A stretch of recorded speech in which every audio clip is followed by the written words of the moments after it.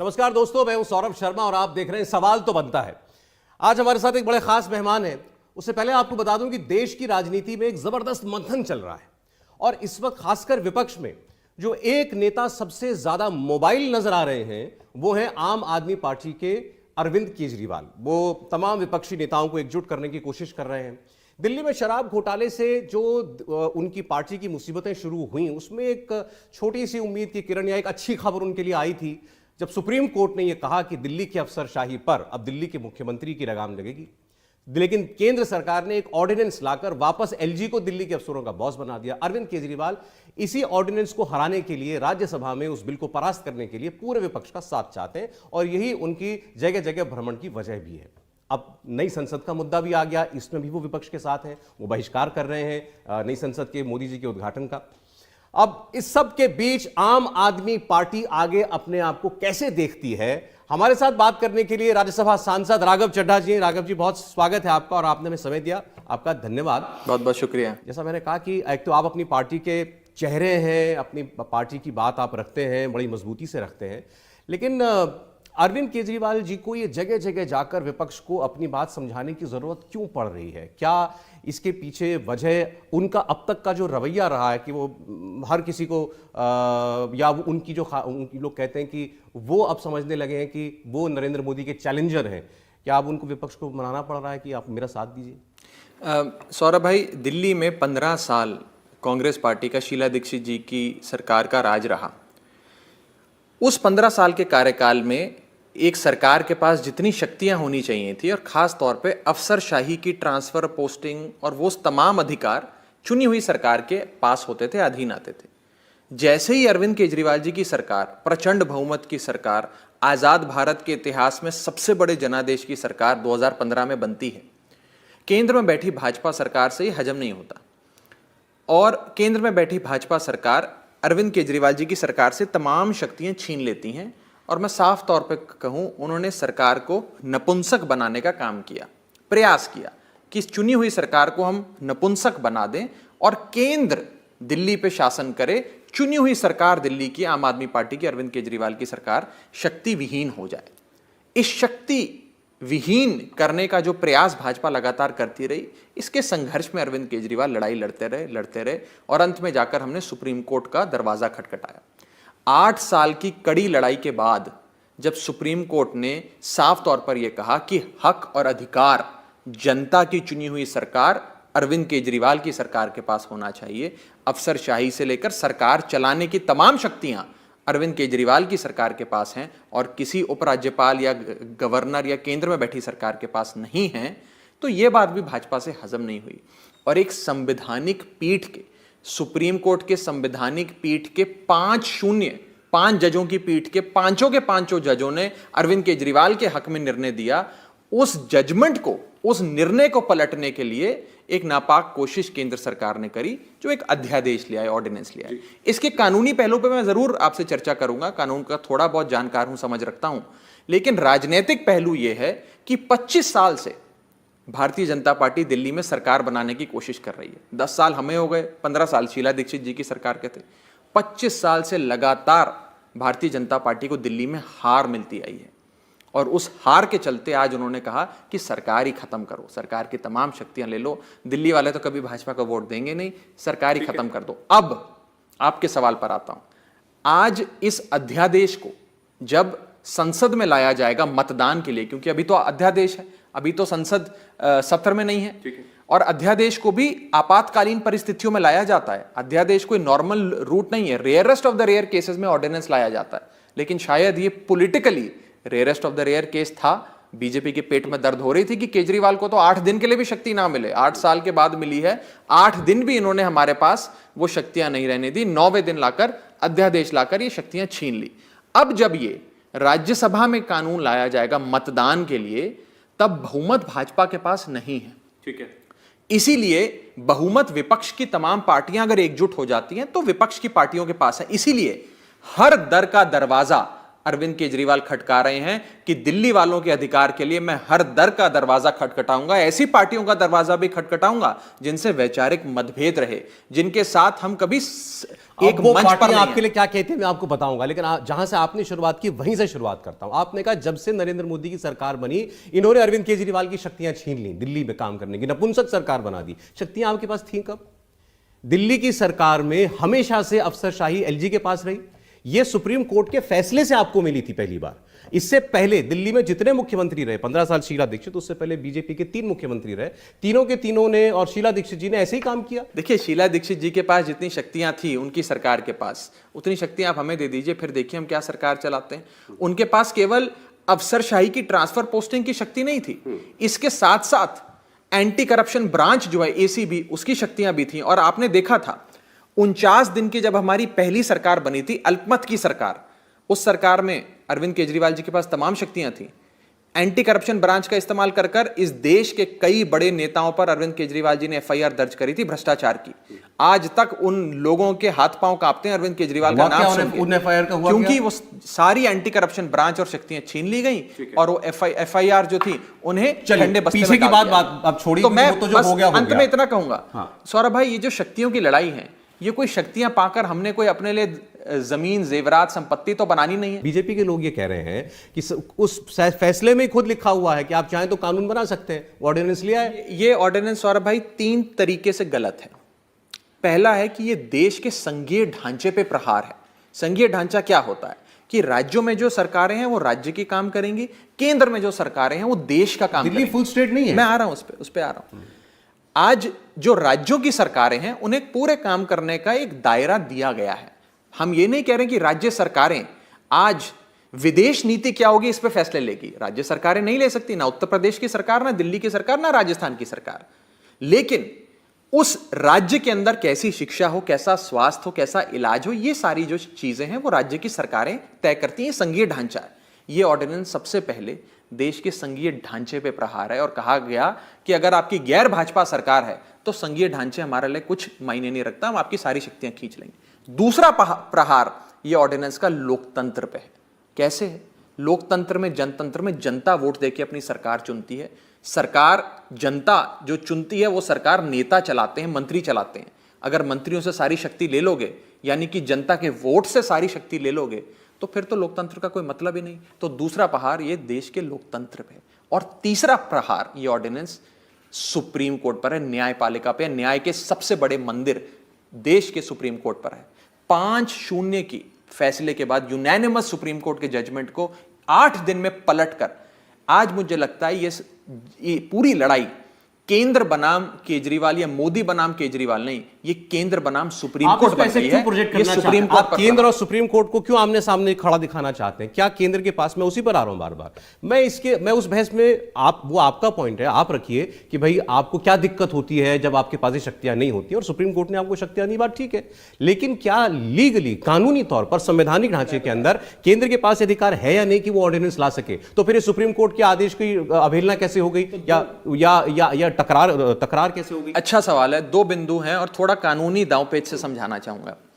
पहली चीज तो यह है कि आज कोई अध्यादेश लाकर, यानी कि ऑर्डिनेंस लाकर, या कोई कानून या बिल लाकर आप देश के संविधान को नहीं बदल सकते। 2 चीजें हैं इधर, एक है संविधान यानी कि कॉन्स्टिट्यूशन, और एक है बिल या अध्यादेश यानी कि लेजिस्लेशन। एक लेजिस्लेशन कॉन्स्टिट्यूशन को नहीं बदल सकता। संविधान को बदलना है तो कॉन्स्टिट्यूशनल अमेंडमेंट लानी पड़ेगी। इसमें कहां कॉन्स्टिट्यूशन? मैं आ रहा हूं, बिल्कुल मैं वही कह रहा हूं। इस लेजिस्लेशन या इस ऑर्डिनेंस के जरिए आज देश के संविधान को बदलने की कोशिश की जा रही है। कैसे करी जा रही है? संविधान का बेसिक स्ट्रक्चर यह कहता है कि चुनी हुई सरकार के पास सारी शक्तियां हैं। बेसिक स्ट्रक्चर ऑफ कॉन्स्टिट्यूशन को कोई नहीं बदल सकता। इस बिल को लाकर चोर दरवाजे से संविधान को बदलने अब आप वो बातें कह रहे हैं जो सुप्रीम कोर्ट ने भी नहीं कही। नहीं, सुप्रीम कोर्ट ने बेसिक स्ट्रक्चर की बात नहीं की अपनी जजमेंट में। बिल्कुल करी। सुप्रीम कोर्ट ने ये कहा, बिल्कुल करी। क्या आपने पढ़ा वो 100 पन्नों का जजमेंट? मैंने पढ़ा है। सुप्रीम कोर्ट ने ये कहा चुनी हुई सरकार के पास अफसरशाही के ऊपर अधिकार होना चाहिए। ये भी कहा कि free and fair elections democracy और इलेक्टेड गवर्नमेंट्स की शक्तियां, ये बेसिक स्ट्रक्चर ऑफ कॉन्स्टिट्यूशन जो केशवानंदा भारतीय सुप्रीम कोर्ट के जजमेंट, जो लैंडमार्क जजमेंट था, उसके तहत हैं, और इससे कोई भी छेड़छाड़ होगी तो वो गैर कानूनी होगी। आपने तो सुप्रीम कोर्ट में भी नहीं पिटीशन लगाई अभी तक। अच्छा सवाल। अब आप देखिए इनकी नीयत में खोट भाजपा की। आज जिस दिन ये निर्णय आता है, अगर ऑर्डिनेंस लाकर हमसे शक्तियां छीननी थी फिर से, तो अगले दिन ले आते ऑर्डिनेंस, 2 दिन बाद ले आते। जिस दिन सुप्रीम कोर्ट की समर वेकेशन यानी कि गर्मियों की 2 महीने की छुट्टियों की शुरुआत हुई, उस दिन शाम को 10 बजे ये ऑर्डिनेंस जारी किया जाता है, ताकि सुप्रीम कोर्ट बंद हो गया, अब कोई सुप्रीम कोर्ट का दरवाजा नहीं, सुप्रीम कोर्ट पे ताला नहीं लगा। राघव जी, मैंने ये सवाल मुझे मालूम था आप ये कहेंगे, मैंने क्रॉस चेक किया, हमारे जो कॉरेस्पॉन्डेंट हैं जो सुप्रीम कोर्ट कवर करते हैं, वहां बेंच बैठती है। नहीं, वो वेकेशन बेंच बैठती है ना, वेकेशन बेंच जो होती है। आप जाइए ना वहां पर, सौरभ जी थोड़ा आप किसी वकील से पूछिएगा, जो सुप्रीम कोर्ट की वेकेशन बेंच होती है वो आपातकालीन मैटर सुनती है। मान लीजिए इमरजेंसी मैटर है ना, मैं आपको बताता हूं, नहीं आपको उदाहरण देता हूं मैं। मान लीजिए कि आज ही का मैं आपको उदाहरण दे रहा हूं, हमारे मंत्री सत्येंद्र जैन जी जो आज अस्पताल में भर्ती हैं, जिंदगी मौत की लड़ाई लड़ रहे हैं, उनके लिए इंटरिम बेल लेनी थी मेडिकल ग्राउंड्स पे। इस प्रकार के इमरजेंसी मैटर वेकेशन बेंच सुनता है। एलजी ऑफिस से ये पता चला है कि ये जितने भी दिन आपके पास, ये 7-8 दिन ये पार रही है सुप्रीम कोर्ट के फैसले के बाद, आपने दिल्ली के अफसरों को इतना प्रताड़ित किया है कि उन्होंने एलजी दफ्तर में शिकायत की है। 6-7 आईएएस अफसरों ने, एक आईपीएस अफसर ने शिकायत की है कि सौरभ भारद्वाज जी जो मंत्री बने हैं अब, अपने कमरे में बैठा के बंधक बनाया। उसमें एक महिला आईएएस अफसर भी हैं, उनको कोरे कागज पर दस्तखत करने के लिए कहा, रात में मीटिंग बुलाने के लिए कहा चीफ सेक्रेटरी को। ये सारे आरोप उसके अंदर लगाए गए। देखिए विजिलेंस जो जांच हो रही है दिल्ली सरकार के ऊपर, सारी विजिलेंस विभाग जिनके पास है, रात को उनका ताला खुलवाकर उनकी मौजूदगी के बगैर फोटोकॉपी कराई कागजों की। देखिए, उपराज्यपाल भारतीय जनता पार्टी के एक कार्यकर्ता के तौर पे, एक नेता के तौर पे काम कर रहे हैं, वो बीजेपी के एजेंट के तौर पे काम कर रहे हैं। और मुझे अफसर, और मैं बताना चाहता हूं, और ये उपराज्यपाल का जो ऑफिस है, जैसे एक कॉन्स्टिट्यूशनल दफ्तर कहा गया, एक संवैधानिक जगह है वो, उसका जितना दुरुपयोग दिल्ली में हुआ है वो शायद कहीं नहीं हुआ। और बीजेपी के लिए सौरभ भाई, दिल्ली एक गिनी पिग है, एक प्रयोगशाला है। ये उपराज्यपाल के माध्यम से हर प्रकार के गैर कानूनी काम पहले दिल्ली में प्रयोग में लाते हैं। जब दिल्ली में सफल हो जाता है, या दिल्ली में बहुत ज़्यादा उसकी रेजिस्टेंस से बीजेपी डरती नहीं, घबराती नहीं है, तो उस प्रयोग को फिर ये देश में अन्य राज्यों में कोने कोने में ले जाते हैं। 3 सूत्रीय एजेंडा है। अगर गैर भाजपा सरकार राज्य में बन जाती है तो 3 सूत्रीय एजेंडे पे काम करते हैं। पहली बिंदु कि ईडी भेजकर, सीबीआई भेजकर जितने भी विधायक हैं उन्हें डराओ, विधायक खरीदो, सरकार गिराओ।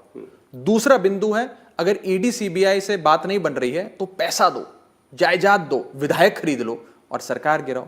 और जब ना ईडी से डरे विधायक, ना विधायक बिके, तो तीसरा है उपराज्यपाल या गवर्नर के माध्यम से सरकार को नपुंसक बना दो, सरकार का कामकाज ठप कर दो और चुनावों का इंतजार करो। जब 5 साल बाद चुनाव होंगे तो भाजपा की सरकार आएगी। ये 3 सूत्रीय एजेंडे पे बीजेपी काम करती है। हमारे राज्य में नहीं, मेरी बात छोड़ दीजिए दिल्ली की, तमिलनाडु के, तेलंगाना के, बंगाल के, उड़ीसा के आप हालात देख लीजिए। आज सारे देश में गवर्नर के माध्यम से आप लोकतंत्र खत्म करना चाहते हैं, संघीय ढांचे पे प्रहार करना चाहते हैं। ये आज से पहले इस देश में देखा नहीं गया। हाँ, एक बार देखा गया था, जब 77-75 के समय जब आपातकाल घोषित हुआ था, इंदिरा गांधी ने इमरजेंसी लगाई थी। आज वही दौर हम इस देश में देख रहे हैं। और एक चीज और, इंदिरा गांधी लाई थी मीसा कानून, MIS से, maintenance of internal security act, जिसका इस्तेमाल कर विपक्ष के नेताओं को जेल में डाला गया था। ये ले आई ईडी सीबीआई, जिसका इस्तेमाल कर ईडी सीबीआई पर भी मैं आता हूं, लेकिन मैं रिपीट नहीं करना चाहता अपने आप को कि ये कह के कि कांग्रेस भी ये कह रही है कि इन्हीं हालात में पहले भी सरकारों ने काम किया। मुझे याद आ रहा है शीला दीक्षित जी, स्वर्गीय शीला दीक्षित जी जीवित थी, उन्होंने भी ये कहा था, आपकी सरकार बन चुकी थी, उन्होंने भी ये कहा था कि भाई हमने भी काम किया है एलजी के साथ मिल करके, आप मेलजोल से काम करें। अब अरविंद केजरीवाल साहब विधानसभा में कहेंगे कौन है ये एलजी, कहां से आ गया एलजी, हमारे सर पे आगे बैठा दिया है, तो एलजी कोऑपरेट करेगा आपसे। उपराज्यपाल से संबंध बनाने के, संबंध ठीक करने के कितने प्रयास किए गए। हम कोई उपराज्यपाल जो व्यक्ति विशेष है उनसे कोई दुश्मनी थोड़ी है हमारी, हम तो काम करने आए हैं, किसी से बदला लेने, दुश्मनी निकालने लगता तो ऐसे ही कि अब आपकी दुश्मनी वाले रिश्ते हैं। नहीं, देखिए आप खुद सोचिए, अगर आज आप एक सरकार को शक्ति विहीन कर देंगे, जनता तो सरकार से जवाबदेही तय करती है। अब आपको विपक्षी दलों का साथ चाहिए, जिसके लिए केजरीवाल जी आपने जैसा कहा हर दर का दरवाजा खटखटाएंगे, उन दलों से भी जिनसे आपके वैचारिक विरोध हैं, उसमें कांग्रेस पार्टी सबसे आगे है। कांग्रेस पार्टी में सारे नेता ये कह रहे हैं हम क्यों साथ दें अरविंद केजरीवाल का। आपने ये रेजोल्यूशन पास किया विधानसभा में कि स्वर्गीय राजीव गांधी जी से भारत रत्न वापस लो। देखिए आपने कहा सोनिया गांधी, अरविंद केजरीवाल ने कहा सोनिया गांधी को जेल में डालो, कांग्रेस पार्टी आपको साथ। देखिए वो साथ दें या ना दें, वो अरविंद केजरीवाल का साथ दे रहे हैं कि भारत के संविधान का साथ दे रहे हैं, आम आदमी पार्टी का साथ दे रहे हैं कि लोकतंत्र को बचाने की लड़ाई लड़ रहे हैं, ये फैसला मैं उन पर छोड़ता हूँ। हम कौन होते हैं उस कांग्रेस पार्टी को कोई सीख देने वाले। हम अपना कर्तव्य कर रहे हैं सौरभ जी, हर दर का दरवाजा खटखटा रहे हैं, और हर दर का दरवाजा खटखटा कर अपने जनता के हकों की लड़ाई लड़ना, अपने जनता के अधिकारों की लड़ाई लड़ने को मैं कोई छोटी चीज नहीं मांगता। कोई आदमी छोटा नहीं हो जाता अगर वो हर दर का दरवाजा खटखटाए। और मुझे फक्र है, गर्व है कि मेरे नेता अरविंद केजरीवाल जी चाहे 3 बार के मुख्यमंत्री हों, लेकिन एक एक दरवाजा खटखटाकर अपने दिल्ली वालों के लिए समर्थन मांगने में घबराते नहीं, डरते नहीं, शर्माते नहीं। इतना सिंपल नहीं है। जिस पार्टी को आपने करप्ट बताया, शीला दीक्षित के खिलाफ आपने जब अभियान चलाए करप्शन के, सोनिया गांधी के खिलाफ आपने करप्शन का अभियान चलाया, नहीं अब उस पार्टी का साथ आपको चाहिए तो अपनी पुरानी बातें याद करनी पड़ेगी ना। मैं कोई व्यक्ति विशेष पे कांग्रेस पार्टी में टिप्पणी कर रहा हूं। कांग्रेस पार्टी के भीतर भी जिन नेताओं का आपने नाम लिया, हो सकता है कुछ नेताओं के साथ हमारे वैचारिक मतभेद रहे हों। ऐसा भी हो सकता है कि बहुत सारे नेताओं के साथ हमारा इतना विरोध रहा हो कि हमने उनके खिलाफ प्रेस कॉन्फ्रेंसेस करी हो। मैं उससे बिल्कुल मना नहीं कर रहा हूं। मैं बस इतना कह रहा हूं कि यह फैसला कांग्रेस पार्टी को लेना है। अलका लांबा कह रही हैं कांग्रेस परिवार, पूर्व कांग्रेस अध्यक्ष सोनिया गांधी, डॉक्टर मनमोहन सिंह, स्वर्गीय शीला दीक्षित, गांधी परिवार से आम आदमी पार्टी माफी मांगे, उसके बाद सोचेगा पार्टी सोचेगी कि आपका साथ देना है कि नहीं देना है। चर्चा होगी, बैठेंगे, मिलके बात करेंगे, समर्थन मांगेंगे। और आज हम समर्थन कोई उनसे इस चीज के लिए तो मांग नहीं रहे हैं कि आइए जी हम हमारे साथ कोई अलायंस करिए, कोई गठबंधन करिए, आज आइए मिलके चलते हैं। हम तो सिर्फ इतनी बात कह रहे हैं कि जी तो आप डिनाई कर रहे हैं कि ये आगे अगर इस बार का आपका साथ दे भी दे तो ये कोई अलायंस की शक्ल नहीं लेने वाला आगे जाके। माननीय मुख्यमंत्री अरविंद केजरीवाल जी देश के तमाम बड़े नेताओं से, जो पार्टियों के अध्यक्ष हैं, उनसे मिलने का समय इसलिए मांग रहे हैं कि दिल्ली के अधिकारों की लड़ाई लड़नी है। और मैं बस इतना कहूंगा, ये कांग्रेस की नादानी होगी या कांग्रेस की भूल होगी अगर वो इस प्रहार को, इस ऑर्डिनेंस का जो प्रहार, इसे अरविंद केजरीवाल पे व्यक्तिगत प्रहार के तौर पे अगर देखती है। ये प्रहार देश के लोकतंत्र पे, संविधान पे, संघीय ढांचे पर। मैं आपको सबसे बड़ी वजह बताता हूं कांग्रेस पार्टी जो कहती है कि आपका साथ क्यों नहीं देना चाहिए। आपकी सारी पार्टी जहां तक आज पहुंची, आप नेशनल पार्टी बन गए 10 साल में, बड़ी बात है। आप कांग्रेस पार्टी की जगह भरते जा रहे हैं, आप कांग्रेस पार्टी को खत्म करके ही पहुंच रहे हैं जहां पहुंच रहे हैं। दिल्ली में आपने उनको 3 बार में खत्म कर दिया, आज उनका एक भी विधायक नहीं है। एमसीडी में आपने उनको साफ कर दिया, आपने पंजाब में उनको खत्म कर दिया लगभग। आपने गुजरात में आपने जो भी चुनाव लड़ा उसमें आपकी वजह से कांग्रेस पार्टी को बहुत बड़ा नुकसान हुआ और बीजेपी को मदद भी। तो वो ये कहते हैं जो पार्टी हमारा नुकसान करके हमें खत्म करना चाहती है और बीजेपी को फायदा पहुंचाती है, उसका साथ देंगे। देखिए, आपने मुझे जितने ऐसे राज्य गिनवाए जहां पर हमने चुनाव लड़ा और वहां भाजपा जीत गई, मैं उससे ज्यादा राज्य आपको गिनवा सकता हूं जहां हमने चुनाव नहीं लड़ा फिर भी वहां भाजपा जीत गई। ऐसा नहीं, अभी नॉर्थ ईस्ट के कई राज्यों के चुनाव का समापन हुआ है, आप एक एक राज्य उठाकर देख लीजिए। हमारे तो वहां संगठन भी नहीं है, हमने एक भी सीट पे चुनाव नहीं लड़ा। आप उत्तराखंड गए, आप गोवा गए, मैं वही कह रहा हूँ, वहां मदद मिल गई बीजेपी ने राज्य आप मुझे गिनवाएंगे ऐसे, मैं उससे 2 गुना राज्य आपको गिनवा सकता हूं जहां भारतीय जनता पार्टी चुनाव जीती और हमने वहां कोई चुनाव नहीं लड़ा। तो ये कहना मुझे लगता है जायज नहीं है। और जहां तक राजनीतिक चुनौती की बात है सौरभ जी, बीजेपी भी आज आम आदमी पार्टी को एक बहुत बड़ी राजनीतिक चुनौती मानती है अपने लिए। इसीलिए आज तमाम शक्तियां, तमाम एजेंसियां छोड़कर अरविंद केजरीवाल को खत्म करना चाहती है।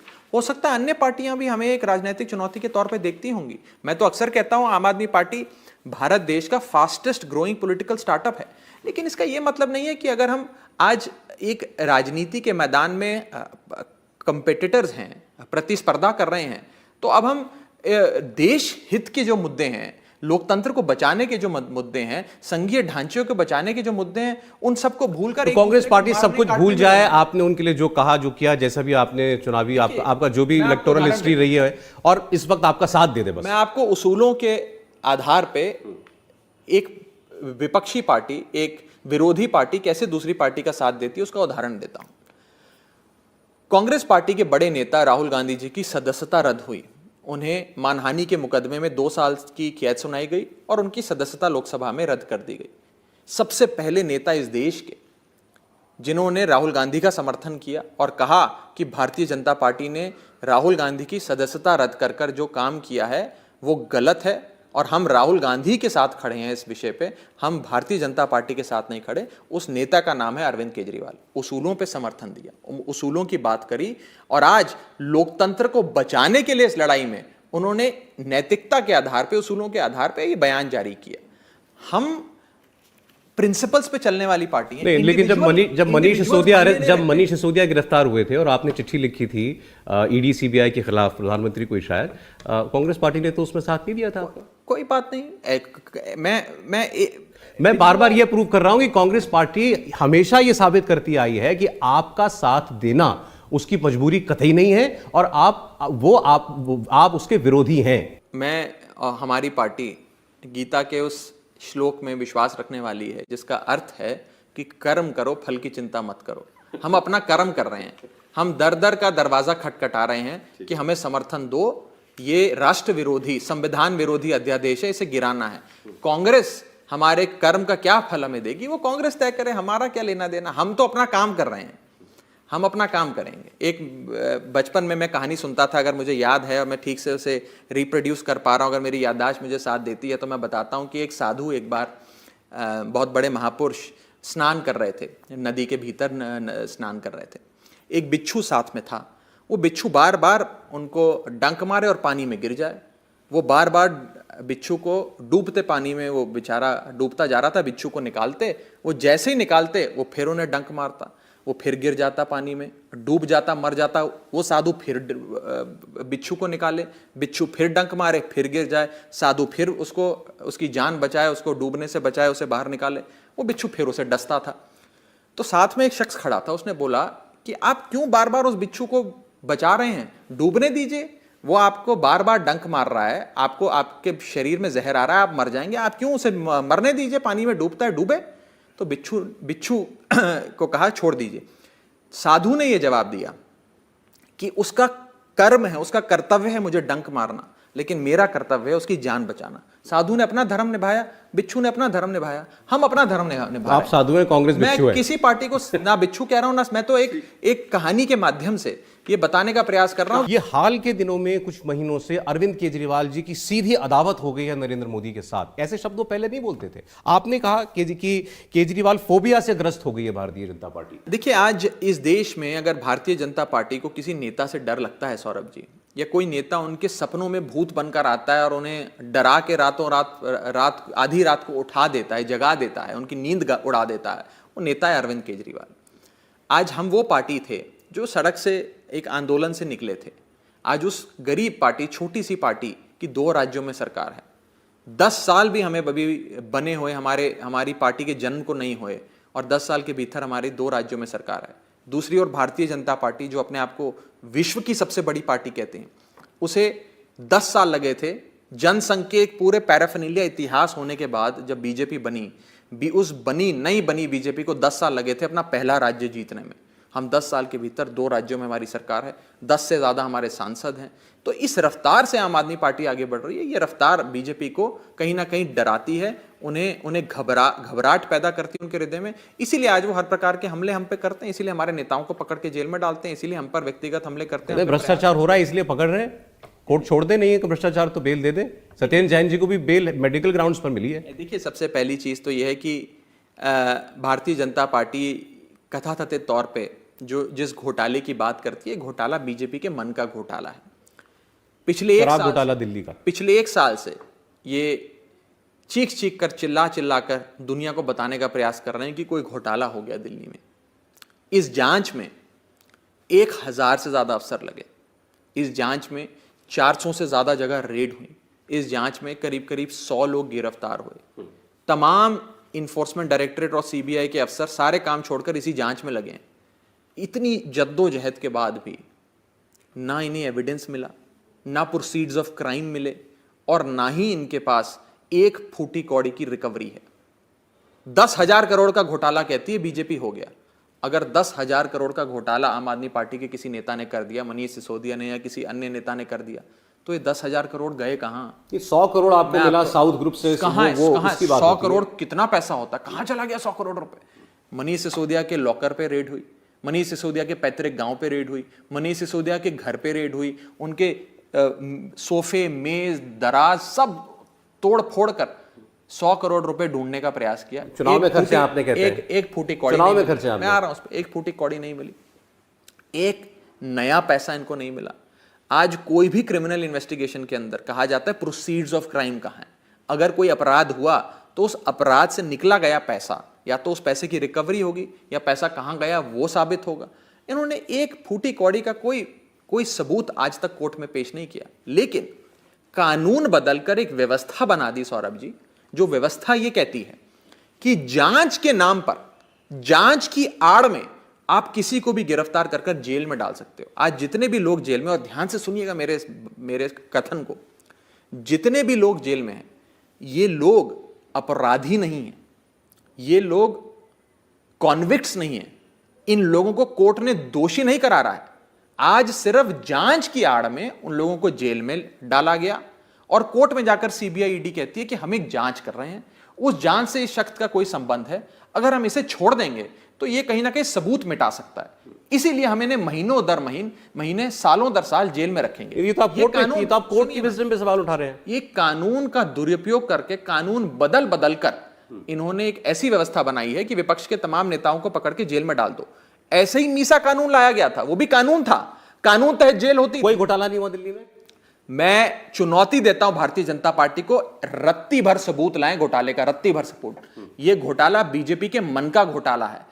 इतना कीचड़ फेंकने का प्रयास इन लोगों ने हम पर किया कि बाकी पार्टियां तो भ्रष्टाचारी हैं, बस केजरीवाल पे भ्रष्टाचार का एक दाग लगा दो। एक दाग नहीं लग पाया। और मैं आपको, केजरीवाल से हुई ना पूछताछ, उनसे सीधे पूछताछ हुई। क्या हो गया उस पूछताछ में? पूछताछ तो किसी को बदनाम करने के लिए, उसे हैरेस करने के लिए। केजरीवाल से किसी फाइल पे साइन क्यों नहीं करते? इसका जवाब दीजिए। ये मैं जब कंप्लीट करने दीजिए। अब आप ईडी सीबीआई के हालात देखिए और इस देश की इन्वेस्टिगेशन का भाजपा की एजेंसियों के हालात देखिए। इस देश के कई बड़े नेता विपक्षी दल के नेता थे जिन पर बड़े बड़े भ्रष्टाचार के आरोप लगे। जिस समय उस नेता ने अपनी पार्टी छोड़कर बीजेपी ज्वाइन कर ली, उसके तमाम अपराध माफ हो गए, ईडी सीबीआई की जांचें रुक गई। असम के एक बहुत बड़े नेता हैं, जब वो कांग्रेस पार्टी में थे उन पर भ्रष्टाचार के आरोप लगे, उन्होंने कांग्रेस छोड़कर बीजेपी ज्वाइन कर ली, ईडी सीबीआई के तमाम मुकदमे बंद हो गए।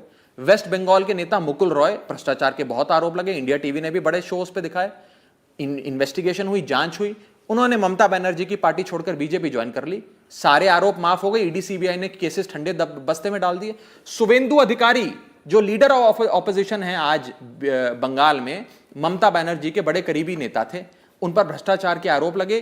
बीजेपी ने कई चुनाव बंगाल में चिट फंड घोटाले में शुवेंदु अधिकारी को बदनाम करने के नाम पर चुनाव लड़े, उनको उसका मास्टरमाइंड कहा। उस शुवेंदु अधिकारी ने तृणमूल कांग्रेस छोड़कर भाजपा ज्वाइन कर ली, तमाम केसेस ठंडे बस्ते में डाल दिए, ईडी सीबीआई की जांचें बंद हो गई। नारायण राणे महाराष्ट्र के नेता गैर भाजपा पार्टी में थे, आरोप लगे, जांचें हुई, उन्होंने वो पार्टी छोड़कर बीजेपी ज्वाइन कर ली। मनीष सिसोदिया ने भी कहा था, मुझे ऑफर किया था बीजेपी में आ जाओ, लेकिन आप लोग नाम नहीं बताते ना। उन्होंने कहा मुझे किसी बड़े नेता ने फोन किया था, नाम बताइए ना। आपने तो मेरे मुंह की बात छीन ली, नाम बताने। आज मनीष सिसोदिया, अगर आज मनीष सिसोदिया आम आदमी पार्टी छोड़कर भारतीय जनता पार्टी ज्वाइन कर लेते हैं, 2 दिन में बाहर आ जाएंगे, ईडी सीबीआई के तमाम मुकदमे बंद हो जाएंगे और शायद उन्हें केंद्र में कोई कैबिनेट की बड़ी मिनिस्ट्री भी मिल जाएगी, बड़ा बंगला मिल जाएगा, बड़ी घर मिल जाएगा। लेकिन मनीष सिसोदिया एक शख्स का नाम नहीं है, एक संस्था का नाम है, एक इंस्टीट्यूशन का नाम है। एक मनीष सिसोदिया को जेल में डालोगे, 100 मनीष सिसोदिया पैदा हो जाएंगे। इस देश में इनकलाब को जिंदाबाद रखने के लिए, इस देश को दुनिया का नंबर 1 देश बनाने के लिए। आज अगर इस इंटरव्यू खत्म करने के बाद सौरभ भाई, आप जब यहां से बाहर जाएंगे, सड़क पे चलते 5 लोगों से पूछिएगा, जो पहले 5 आपको मिले, कि इस देश के केंद्र सरकार के शिक्षा मंत्री का नाम बताओ। आपको नाम नहीं बता पाएंगे, लोगों को पता ही नहीं।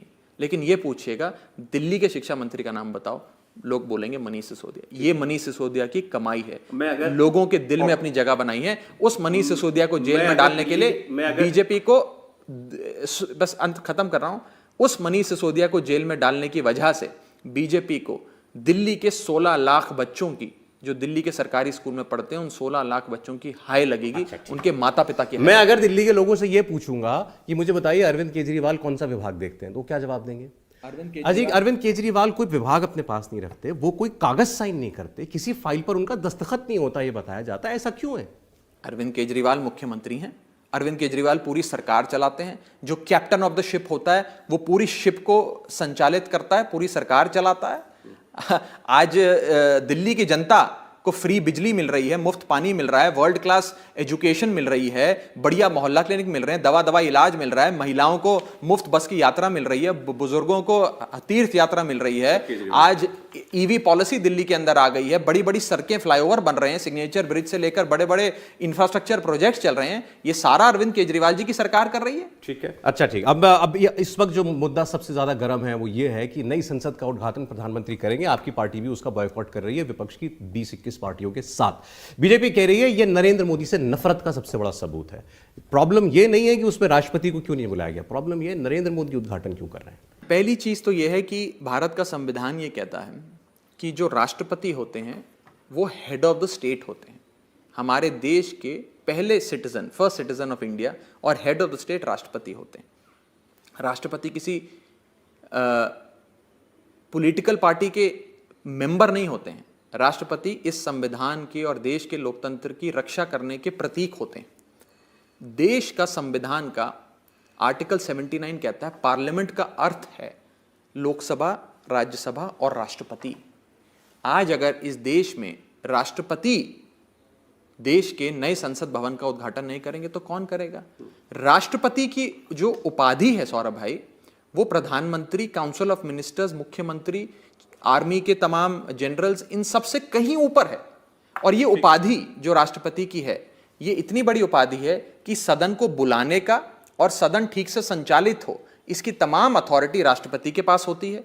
अगर संसद भवन कोई कानून पारित करता है, वो कानून पे जब तक राष्ट्रपति के हस्ताक्षर नहीं होते हैं वो लागू नहीं होता है। और प्रधानमंत्री के मंत्रिमंडल को शपथ दिलाने का काम भी राष्ट्रपति करता है। तो राष्ट्रपति ही इस देश के अथॉरिटी के मामले में, उपाधि के मामले में सर्वसर्वा है। इसीलिए हमारा यह कहना है कि राष्ट्रपति को ही संसद भवन का उद्घाटन। देखिए, क्योंकि ये बहस बहुत बार हो चुकी है सबके साथ कि भाई बीजेपी ये कहती है कि इतने राज्यों में ये विधान भवन बने तो किसने किया उद्घाटन किया, किसने वहां पर पत्थर लगाया था। मैं इसमें नहीं जाता, आपकी बात को सच ठीक मान लेता हूं कि आपका तर्क ठीक है, चलिए आर्गुमेंट से। लेकिन तब भी क्या देश की नई पार्लियामेंट के उद्घाटन का बॉयकॉट करना ठीक है? मैं केवल ये आपके तर्क को सही मानते हुए बॉयकॉट करना चाहिए? आप मुझे ये बताइए, बीजेपी को राष्ट्रपति से इतना परहेज क्यों है?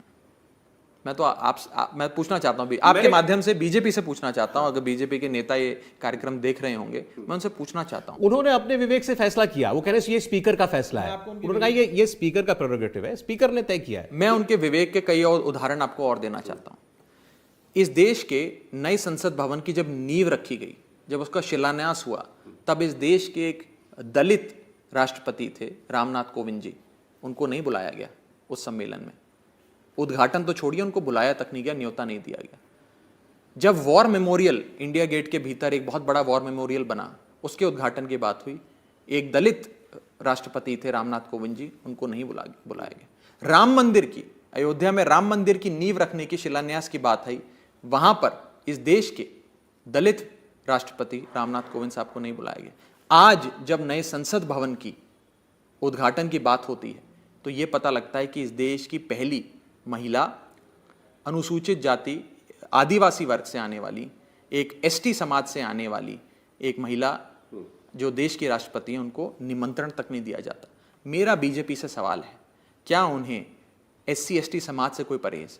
क्या वो एक दलित राष्ट्रपति या एक आदिवासी राष्ट्रपति को ना शिलान्यास में, ना ही उन्हें इस नए संसद भवन के उद्घाटन में बुलाना चाहती? क्या उन्हें परहेज है? क्या उन्हें यह लगता है कि अगर दलित समाज का शख्स या आदिवासी समाज का शख्स आकर उद्घाटन करेगा तो यह अशुभ माना जाएगा? ये सवाल मैं बीजेपी से बीजेपी आपसे पूछ रही है कि ये प्रेम आज क्यों जाग रहा है आपका? आदिवासी समाज की पहली राष्ट्रपति का अभिभाषण होना था बजट सत्र में, आपने बॉयकॉट किया था आपकी पार्टी ने। आम आदमी पार्टी ने वो बॉयकॉट राष्ट्रपति का नहीं किया था, वो बॉयकॉट भारतीय जनता पार्टी के कुकर्मों की वजह से किया था, जो वो अत्याचार तमाम विपक्ष पे कर रहे थे।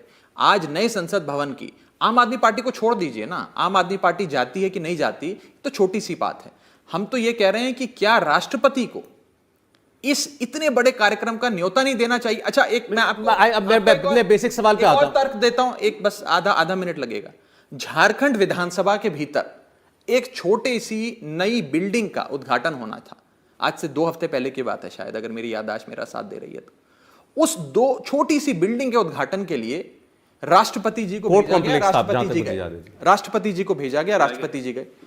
अब राष्ट्रपति जी राजभवन से अपने घर से निकलकर 1 किलोमीटर दूर नए संसद भवन का इनॉग्रेशन करने नहीं आ सकते। तो तमाम उदाहरण वो गिना रहे ना। अमित शाह जी ने छत्तीसगढ़ विधानसभा का बता दिया, झारखंड विधानसभा का बता दिया, असम में बता दिया, जब विधान भवन बन रहा था तब किसने किया था, मुख्यमंत्री कर रहे थे या सोनिया गांधी को बुलाया गया था, कहीं राहुल गांधी चले गए थे, कहीं मनमोहन सिंह चले गए थे। बीजेपी तो ये कहती है ना हम तो कांग्रेस से बेहतर हैं, इसीलिए तो वो सरकार में आए। बीजेपी कम से कम राष्ट्रपति को तो बुलाए। आपने भी हमेशा हाई मॉरल ग्राउंड की बात की है ना, तो मैं इसलिए पूछ रहा हूं बार बार, दुनिया में ये संदेश देना कि आप बॉयकॉट कर रहे हैं देश की पार्लियामेंट का। आज मैं कोई फॉरेन अखबार की हेडलाइन पढ़ रहा था, उसमें लिखा था Modi to inaugurate India's new controversial new parliament. So controversial, अभी से उसको कंट्रोवर्शियल बताने लगी विदेश मीडिया। कंट्रोवर्शियल बनाया किसने? आप राष्ट्रपति को बुलाइए ना, क्यों नहीं बुलाते राष्ट्रपति? आप बॉयकॉट करेंगे, इतना क्यों परहेज? आप बॉयकॉट ही करेंगे। आप राष्ट्रपति को बुलाइए, हम सब आएंगे, तमाम विपक्षी दल आएंगे, हम सारे विपक्षी दलों को अनुरोध करेंगे आने के लिए। मैं बस एक सवाल जरूर पूछिएगा, आप तो शाम की बहस भी अपने चैनल पे करते हैं बीजेपी से, कि क्यों एक दलित राष्ट्रपति रामनाथ कोविंद को शिलान्यास में नहीं बुलाया गया और क्यों एक आदिवासी राष्ट्रपति मुर्मू जी को आज इतने बड़े उद्घाटन में, इतने बड़े समारोह में, न्यू पार्लियामेंट के इनॉग्रेशन में नहीं बुलाया गया? क्या आदिवासी समाज और दलित समाज के आने वाले लोगों को लेकर बीजेपी के मन में कोई परहेज है? क्या उन्हें अशुभ मानती है? ये सवाल मैं बीजेपी से पूछना चाहता हूं। मैं आपसे एक ऐसे विषय पर बात कर रहा हूं जो आपकी पर्सनल लाइफ से थोड़ा जुड़ा हुआ है, लेकिन आप पब्लिक लाइफ में हैं, आपकी भी सगाई हुई, आपको बहुत शुभकामनाएं। परिणीति जी के साथ, अब वो भी पब्लिक फिगर ही है एक किस्म से। अब अगर वो फिल्म स्टार हैं तो लोगों की दिलचस्पी है कुछ विषयों को लेकर के, अगर आप इजाज़त दें तो। लोग सबसे पहले तो ये जानना चाहते हैं, जैसे अभी आप मैं पढ़ रहा था, आपने जो ट्वीट्स वगैरह किए, उन्होंने भी कुछ ट्वीट्स किए, तो उसमें लिखा था कि राघव जी का सफ़र राजनीति से परिणीति तक। तो आपकी लाइफ में पहले कौन आया, राजनीति या परिणीति? मैं तो इतना ही कहूँगा कि इस इंटरव्यू का जो क्षेत्र है, जो ज्यूरिसडिक्शन है, उसे हम राजनीति तक सीमित रखें, परिणीति तक ना ले जाएं। लेकिन इतना ज़रूर है कि हमारी सगाई हुई और बहुत सारे लोगों की दुआएं, उनकी विशेज़, उनकी बधाई के मैसेजेस हम दोनों को मिले हैं और हम दोनों बहुत खुश हैं कि इतने सारे लोगों ने इतना प्यार, इतना आशीर्वाद हमें दिया, और परमात्मा ऐसा ही आशीर्वाद और अपना मेहर वाला हाथ हम सब पे बनाए रखे। वेंकैया जी के साथ आपका एक वीडियो बड़ा वायरल हो रहा है, आपको पता है? उनकी फेयरवेल स्पीच में आपने, जब आप कह रहे थे कि आपने बड़ा सीखा, उन्होंने मुझे ज्ञान दिया था। आपने कहा पहला प्यार, पहला क्लास कोई नहीं भूलता, तो उन्होंने कहा पहला प्यार ही आखिरी प्यार होना चाहिए। हाँ, मैंने इस संदर्भ में उन्हें कहा था क्योंकि वो मेरे पहले उपराष्ट्रपति या राज्यसभा के सभापति थे जब मैं सबसे युवा सदस्य राज्यसभा का बना था। और उनके फेयरवेल भाषण में मैंने ये बात रखी थी, फेयरवेल एड्रेस में, कि आप मेरे पहले चेयरमैन के तौर पे मुझे हमेशा याद मैं रखूँगा, जैसे इंसान अपने पहले स्कूल प्रिंसिपल को या पहले प्यार को याद रखता है। तो उस विषय पे उन्होंने थोड़ी सी चर्चा मेरे से करी और मेरी टांग खींची। उनका भी फ़ोन मुझे आया बधाई देने के लिए, मेरा बड़ा उनसे प्यारा और गहरा रिश्ता है। यही मैं कहना चाहता हूँ कि इतने बड़े बड़े लोगों ने और देश के कई हज़ारों करोड़ों लोगों ने इतनी दुआएं, इतना प्यार, इतना आशीर्वाद हमें दिया है। बस ऐसे ही उनका प्यार, आशीर्वाद हम पे बना रहे और हम दोनों खुश हैं कि हमारी सगाई हुई और लोगों का इतना प्यार। बहुत बधाई आपको। ये चर्चा फिर किसी और दिन। बहुत शुक्रिया। सवाल तो बनता है आपका समय देने के लिए राघव जी, बहुत धन्यवाद। Thank you.